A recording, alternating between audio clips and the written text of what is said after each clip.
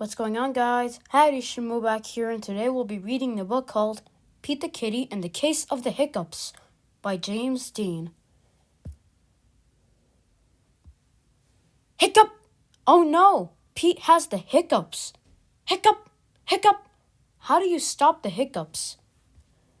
Pete asks Grumpy Toad, "How do I stop my hiccups?" "I know," says Grumpy Toad. "You stand on one foot." Pete stands on one foot. Hiccup! Pete still has the hiccups. Pete asks Callie, "How do I stop my hiccups?" "I know," says Callie. "You stand on one foot and hop up and down." Pete stands on one foot. He hops up and down. Hiccup! Hiccup! Pete still has the hiccups. Pete asks Gus, "How do I stop my hiccups?" "I know," says Gus. "You stand on one foot and hop up and down and sing a song." Pete stands on one foot. He hops up and down. He sings a song. Hiccup! Hiccup! Hiccup! Pete still has the hiccups.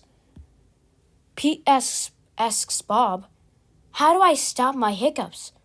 "I know," says Bob. "You stand on one foot and hop up and down and sing a song and rub your belly," says Bob. Pete does it. Hiccup! Nothing is working. Pete still has the hiccups.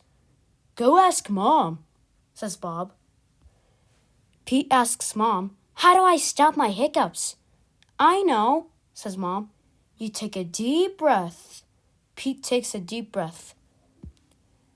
"Hold your breath and blow it out," says Mom. Pete holds his breath. Pete blows his breath out. "That's it?" Pete asks.